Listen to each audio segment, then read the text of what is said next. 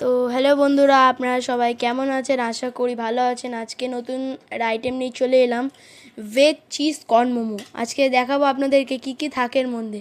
প্রথমে বাঁধাকপি আর গাজর আর কিছু সিক্রেট মশলা থাকে এর মধ্যে। তারপরে চিজ আর কর্ন দিয়ে দেবো, দিয়ে ময়দা আপনার মেখে ডো করে বেলে নেবো। এরপর এটাকে ফোল্ডিং করা হয়ে গেলে এইটাকে স্টিম করে, হাফ স্টিম করে আপনি স্টিমও করতে পারেন বা ফ্রাইডও করতে পারেন। এটা খুবই সুস্বাদু আইটেম, আপনারা ঘরে করে দেখতে পারেন। আর যদি ভিডিওটা ভালো লেগে থাকে, লাইক, কমেন্ট, শেয়ার আর সাবস্ক্রাইব করতে একদমই ভুলবেন না। তো দিওয়ালিতে ভালো করে এনজয় করুন।